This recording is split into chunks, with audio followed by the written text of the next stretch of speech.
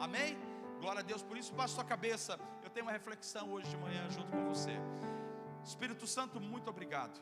Obrigado porque o Senhor está aqui e porque o Senhor é poderoso. Obrigado, Senhor, porque tudo que o Senhor faz é perfeito e a tua obra nunca falha. Hoje eu quero pedir em nome de Jesus que o Senhor encontre os corações nessa manhã. Hoje eu quero pedir em nome de Jesus que as pessoas que estão aqui sejam tocadas e ministradas por Ti. Eu quero orar, Senhor, e pedir que corações hoje sejam curados e restaurados. Que toda doença na nossa alma, Senhor, todo atraso na nossa vida, todo peso e todo embaraço, hoje o Senhor possa arrancar de sobre nós. E eu oro por uma atmosfera de cura e de vida na nossa igreja hoje. Eu oro pelas águas do Espírito Santo sendo liberadas aqui nessa manhã. Eu oro pelo fluir, pela alegria do Teu Santo Espírito, Senhor, animando o Teu povo, levantando o Teu povo, mas acima de tudo, derramando esperança, para que a gente saiba que Cristo em nós é a esperança da glória. Pai, em nome de Jesus, libera os Teus anjos nessa manhã. Libera os Teus anjos nessa manhã para ministrar corações. Libera os Teus anjos nessa manhã para tocar corações. Vem tocar, Senhor, vem tocar. Talvez você tenha o desejo hoje de ser tocado por Jesus. Essa é uma manhã onde Jesus vai tocar você. Talvez você tenha o desejo de ser transformado numa área. Jesus está aqui para transformar você. Deixa Ele tocar você, deixa Ele tocar o seu coração, tocar as suas causas. Se você tem perguntas, questionamentos hoje, Deus deseja responder a você, mas eu quero que você deixe o seu coração hoje dizendo: Senhor, eu estou aqui. Entra profundamente, vai em áreas que eu ainda não tive acesso, ou que ninguém tem acesso. Vem profundo. Quando Deus tiver acesso total ao seu coração, as coisas vão começar a mudar dentro de você. Por isso eu declaro hoje uma ação soberana do Espírito Santo sobre você. Uma ação soberana do Espírito Santo sobre você, em nome de Jesus. Você pode dizer um amém? Glória a Deus. Nós estamos nessa fase chamada Descomplicando a Vida Cristã. E nós vamos ficar nessa série, falando ainda sobre temas relacionados a que a vida cristã ela não é complicada, a vida cristã é simples. A Bíblia não é complicada, a Bíblia é simples. Algumas pessoas quando vão ler a Bíblia dizem: pastor, eu não leio porque a Bíblia é complicada. Não, a Bíblia não é complicada. Às vezes nós estamos complicados e não entendemos. Pastor, eu começo a ler e aí de repente eu começo a dormir. Eu vou dizer, provavelmente muita gente dorme. É melhor você ler e dormir do que você dormir e não ler nada. Porque pelo menos se você lê e dorme, a palavra está dentro do seu coração. E se ela estiver dentro do seu coração, você pelo menos vai sonhar com alguma coisa de Deus. Então não fuja desse ambiente da palavra, do ambiente do culto, do ambiente da comunhão, porque é aí onde nós somos transformados. E hoje eu trouxe um tema muito peculiar e obviamente a gente vai dar para fazer uma reflexão. E esse tema fala sobre arrumar a nossa casa, colocar a nossa casa em ordem, arrumar a bagunça, aquilo que está bagunçado na nossa vida. Mas óbvio, eu não quero me desconectar dos outros temas. E eu comecei trazendo para você a ideia ou o conceito de que a nossa casa, essa casa aqui, ela é regida pelo nosso coração. Tem um coração aí dentro de você. Esse é o coração físico, o órgão natural. Mas essa casa aqui é regida pelo outro coração, pelas suas emoções.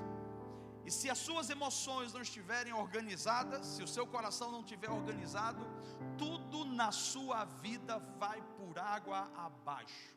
Se a sua casa interna não estiver em ordem, nada mais estará em ordem fora. Talvez a pergunta seja: pastor, será que existe alguém que esteja com a casa totalmente em ordem? Não. Nós estamos em processo, você está em processo. Por melhor que você seja, você está em processo. E Deus entende o seu processo. Deus não julga você pelo seu processo. Deus não vai colocar um peso nos seus ombros pelo seu processo. Ele entende você. Ele entende onde você está. E Ele sabe que você e eu somos pó. Ele sabe que muitas vezes nós não temos condições de nos levantar porque somos fracos, mas Ele está dizendo: sobretudo o que se deve guardar, guarda o teu coração, porque dele procedem as fontes da vida. Então veja, essa casa, que é esse corpo, essa vida, ela é regida pelo nosso coração.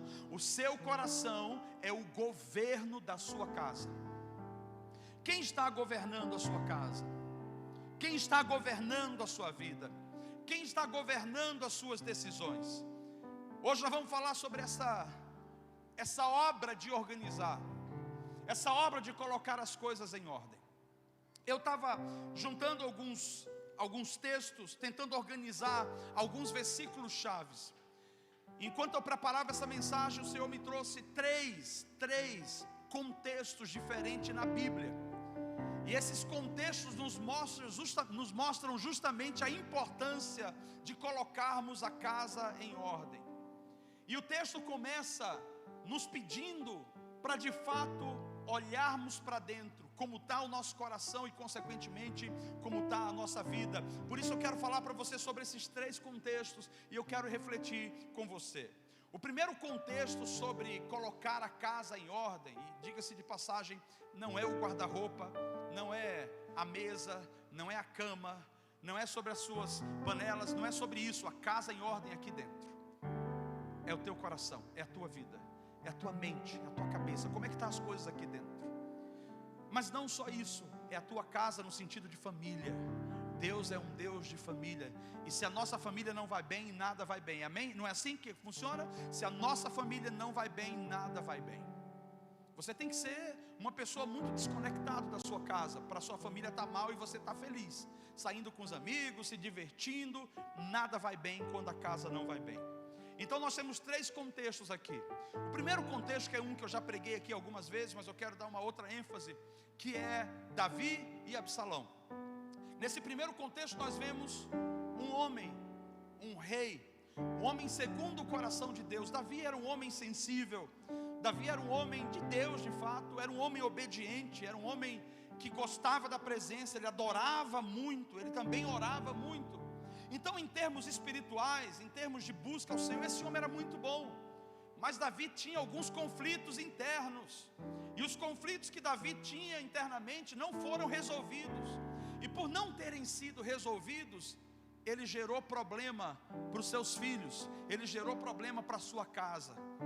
Vou dizer de novo, os problemas não resolvidos de Davi liberou sobre os filhos problemas e calamidades.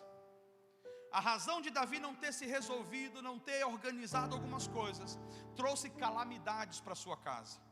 Um dos seus filhos, que era Absalão, que foi o filho que se tornou opositor de Davi. Escute, Absalão no hebraico, Abshalom, significa pai da paz. Esse menino não nasceu para ser o pai da guerra, esse menino não nasceu para ser o pai da confusão. Quando ele nasceu, Davi olhou para ele e disse assim: esse menino é abençoado, e ele será um homem de conexão no futuro, ele vai gerar paz no reino.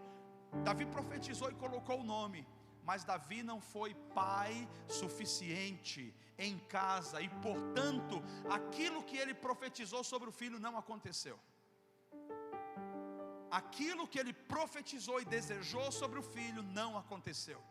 O que eu observo na vida de Davi, assim como em outros pais e também em nós, que não é suficiente desejar, que não é suficiente profetizar sobre os filhos. Nós precisamos assumir a paternidade, nós precisamos assumir quem nós somos, nós precisamos assumir que precisamos ter e dar um exemplo.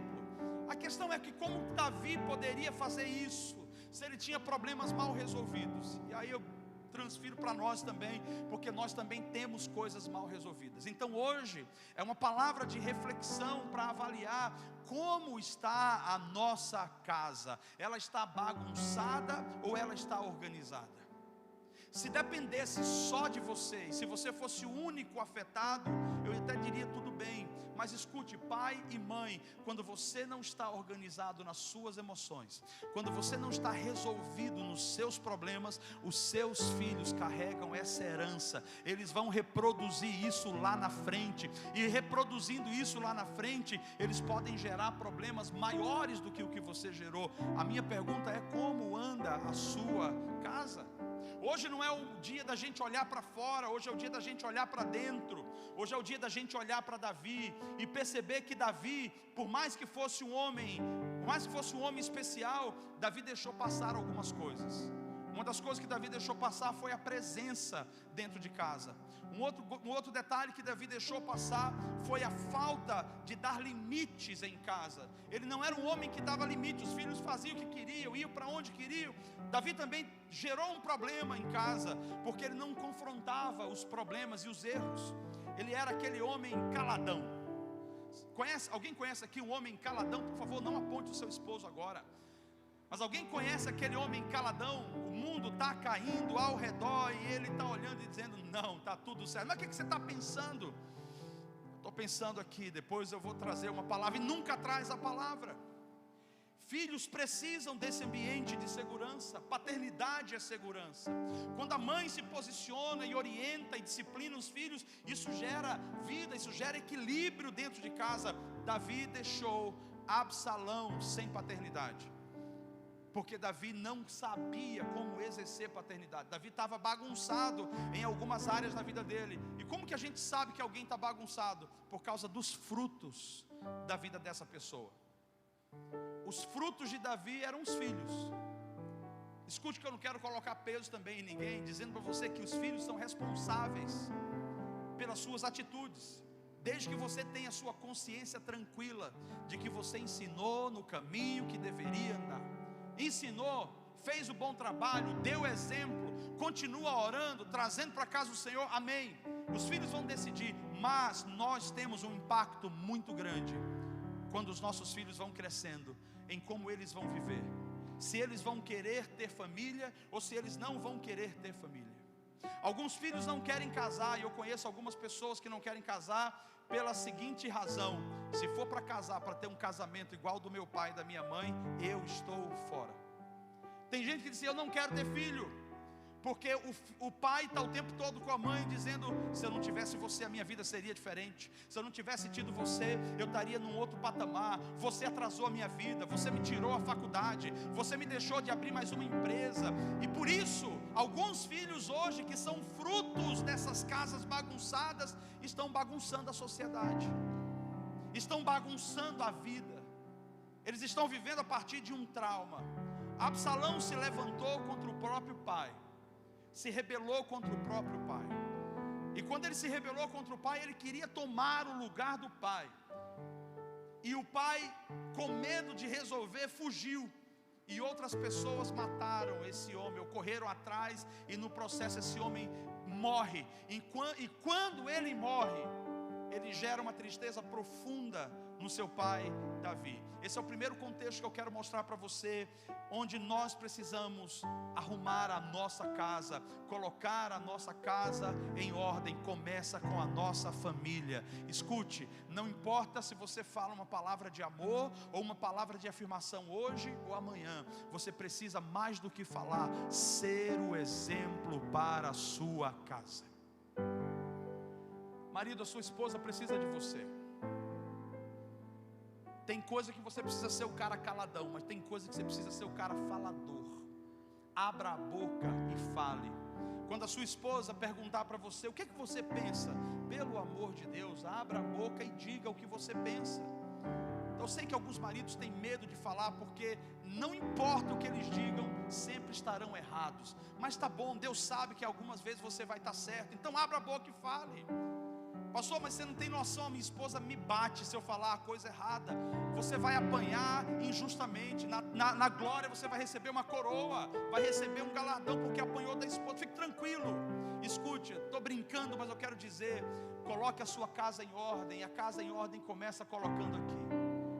Se você não se resolver a partir de você, a sua esposa não vai estar bem. Esposa, se você não se resolver a partir de você, o seu marido não vai estar bem. E se vocês dois não estiverem bem, os seus filhos vão se desviar no futuro, vão se desviar dos valores, vão se desviar dos princípios, vão se desviar dos bons relacionamentos. E ao invés de serem bênção, como Absalão deveria ser, Absalom, o pai da paz, se tornou o pai da guerra, se tornou o pai da rebeldia.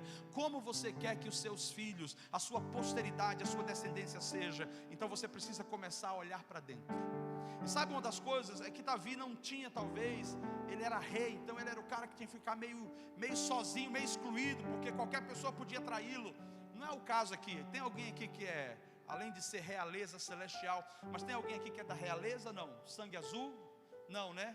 Alguém que veio da Grande Londres, aqui é a pequena Londres, alguém veio da Grande Londres? Não. Então você não tem por que se preocupar com traição, quando alguém ouvir o seu segredo, mas abra o seu coração com alguém.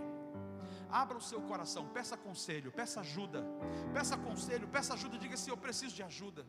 Fala assim: eu estou com um problema nessa área, eu estou com um problema no meu ímpeto. Toda hora que minha esposa fala alguma coisa, eu grito. Eu não consigo parar, eu grito. Olha, quando alguém fala comigo alguma coisa, eu tremo, eu tenho medo, por isso eu calo. Abra o seu coração, porque se você não se resolver, lá na frente os frutos serão frutos de calamidade.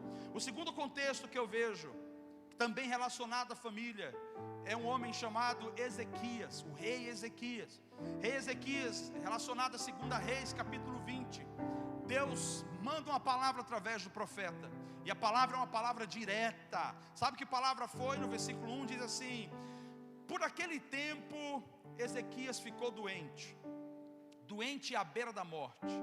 O profeta Isaías, filho de Amós, veio ter com ele e lhe disse: assim diz o Senhor. Rapaz, eu não sei se eu queria ouvir um negócio desse não.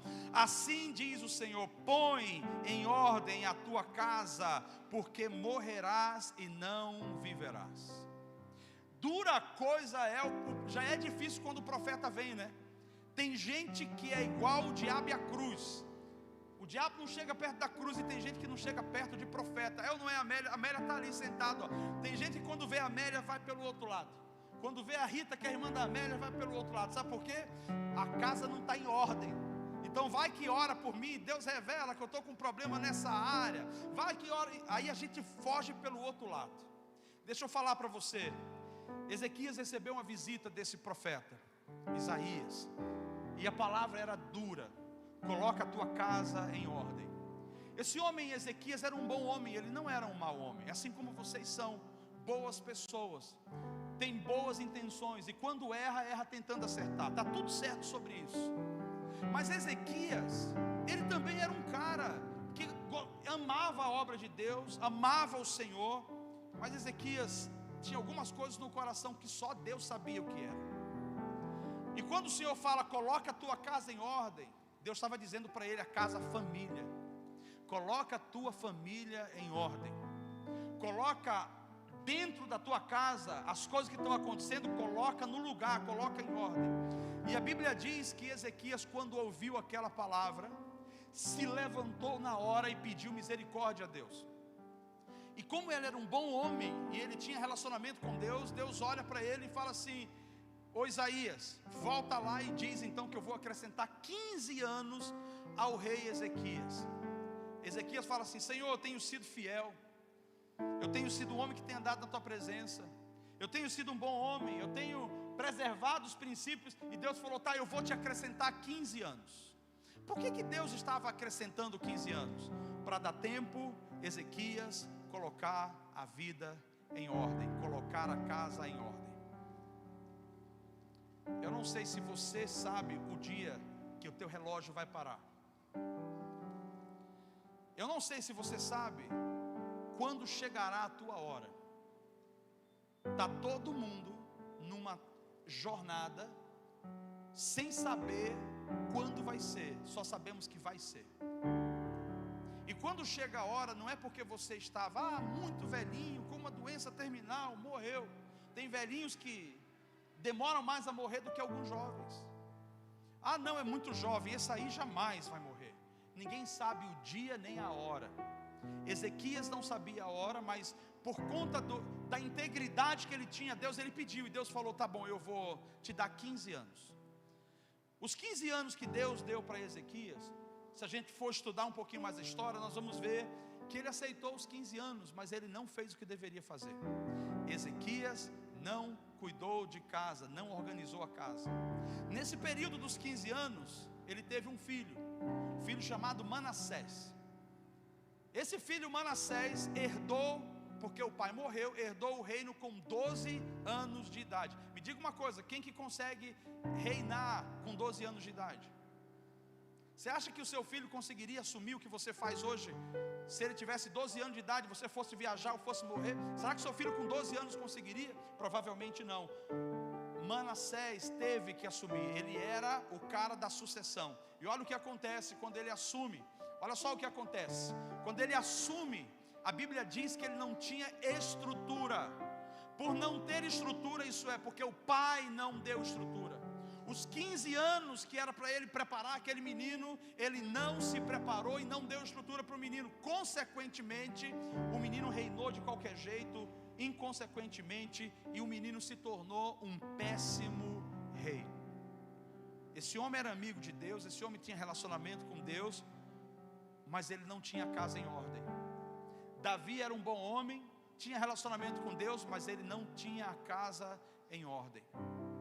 Minha pergunta é, nesses dois contextos, vale a pena a gente ser tão bom, ter tanto sucesso financeiro? Vale a pena a gente ser tão benquisto pelas pessoas? Vale a pena a gente ter conquistas acadêmicas, a gente ter conquistas ministeriais, eclesiásticas? Vale a pena a gente alcançar todos os sonhos?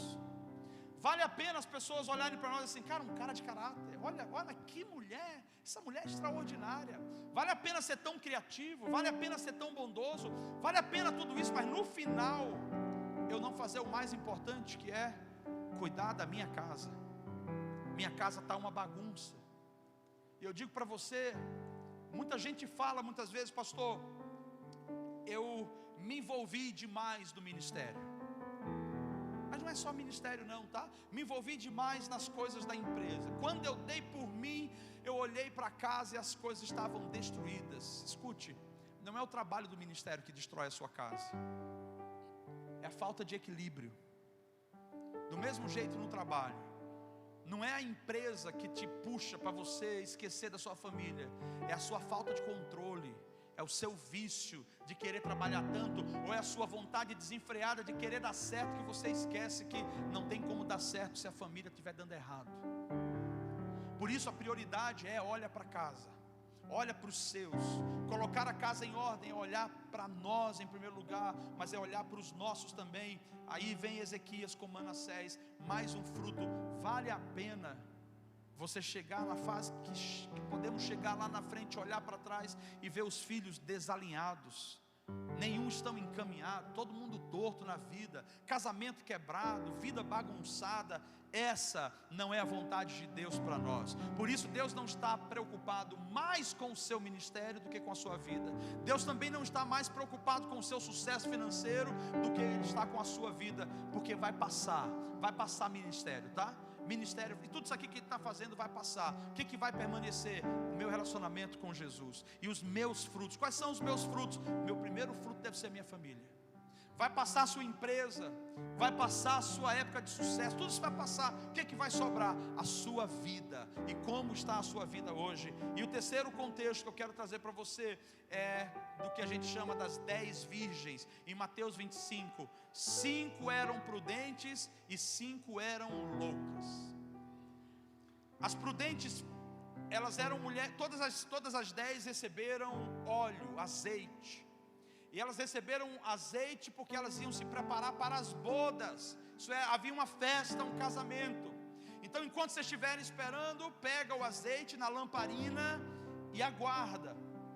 5 delas foram imprudentes e 5 foram prudentes.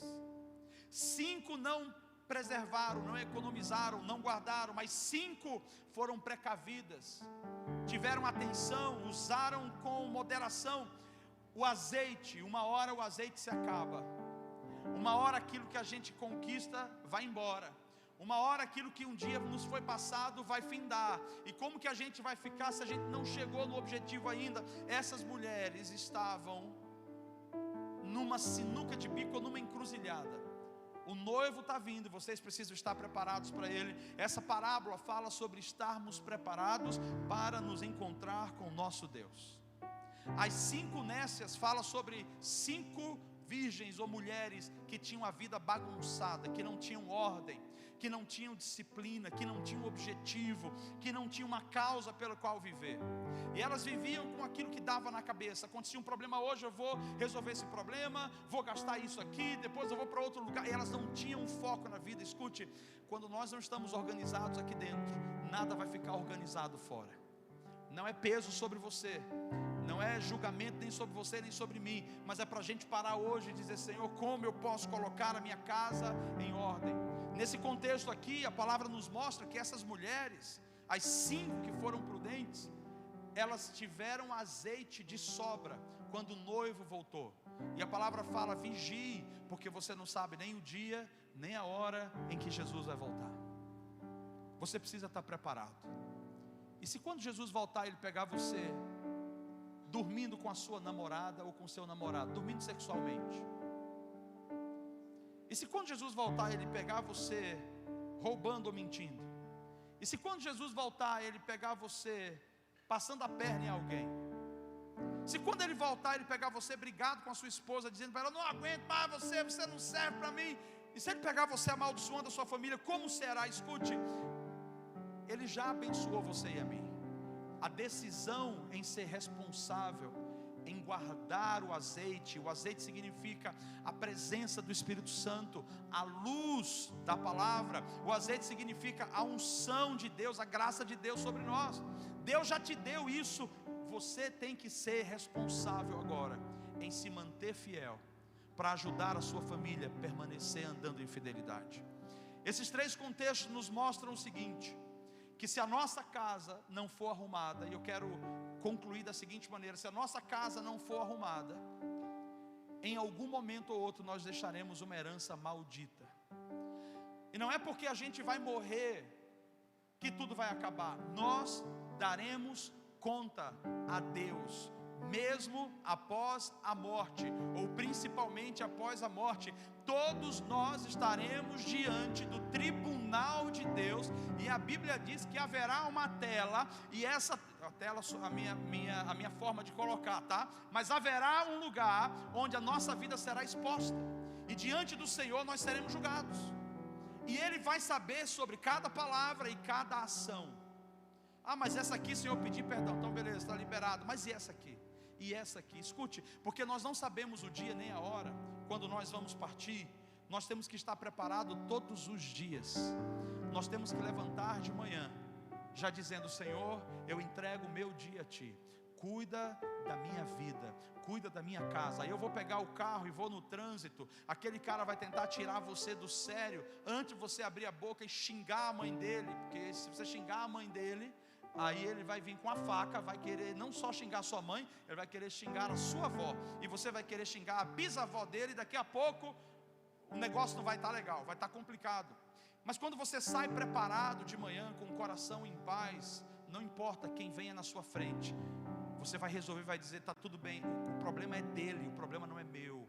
Então você já acorda de manhã colocando a sua vida no altar. Se algum problema te surge, você não guarda, você não fica magoado, você resolve. Problema é para resolver. Quando você deixa a sujeira cair no seu coração, quando você deixa o problema entrar no seu coração, meu irmão, você daqui a pouco está igual um lixão. E sabe o que acontece com o lixão? Cheio de urubu, pássaro que come lixo. E tem pessoas dentro da igreja que estão rodeadas de uma nuvem escura, toda hora reclamando, xingando, blasfemando, toda hora murmurando. Isso é lixo que tem dentro de você. Tem que colocar para fora esse lixo, tem que trazer para fora. A Bíblia diz que os nossos olhos são a candeia do nosso corpo, da nossa alma. Se os nossos olhos forem bons, todo o nosso corpo terá luz.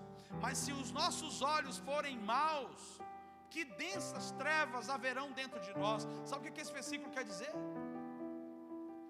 Que os nossos olhos, eles vão enxergar a partir da luz que está dentro de nós.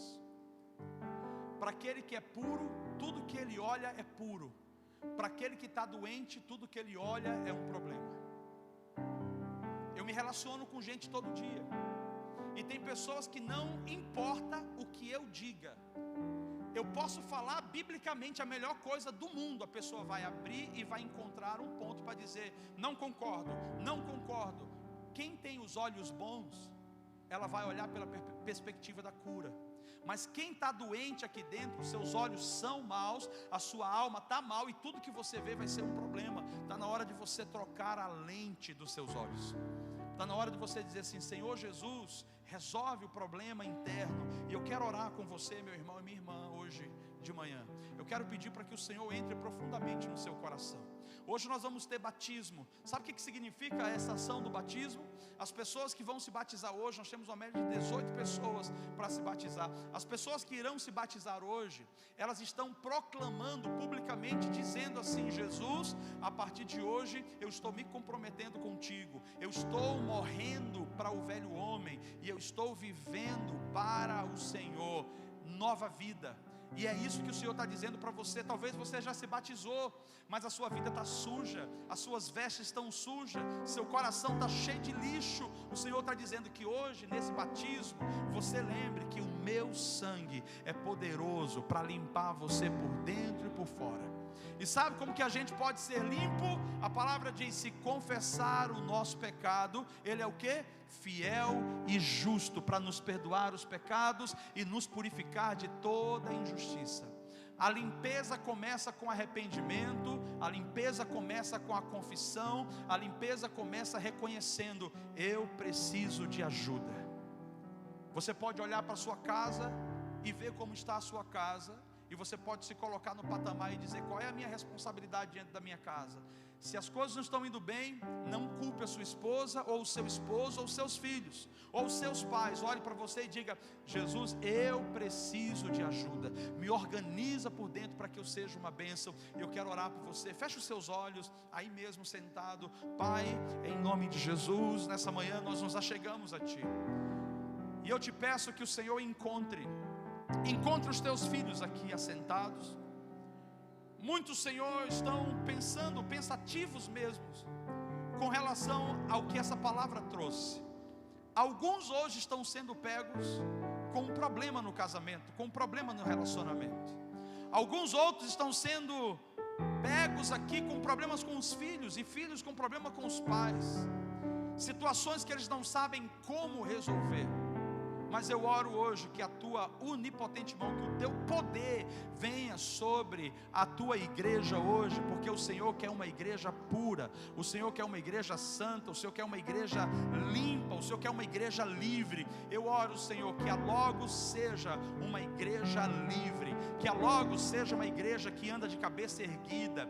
Deus, que a Logos seja uma igreja que tenha a palavra como luz dentro do seu coração, e que essa palavra nos limpa todos os dias. Por isso eu oro: dá força a esse marido, dá força a essa esposa, Senhor, para colocar o que precisa ser colocado em ordem. Dá força, Senhor, a esse filho, dá força a essa casa, para que ele seja uma família forte, estabelecida na fé. Mas, Senhor, também dá a eles hoje disposição para cada um pegar uma vassoura e começar a limpar o que está errado. Eu oro, Senhor, que seja nessas próximas semanas onde vão surgir situações, eles vão sentar e eles vão resolver. Eles vão sentar à mesa e eles vão falar, não para se acusar ou se julgarem, mas para resolverem. Eu oro em nome de Jesus que aquilo que está ainda escondido, aquilo que está preso aí dentro, que é um problema, que está gerando problema para casa, venha à luz em nome de Jesus. Venha à luz, não para você ser exposto e envergonhado, mas venha à luz para você resolver com quem você precisa resolver. Que haja a mão de Deus sobre nós, que haja o cuidado de Deus sobre nós, que haja a ação de Deus sobre nós, à medida que Ele nos toca, à medida que Ele ministra o nosso coração, em nome de Jesus. Você pode dizer um amém?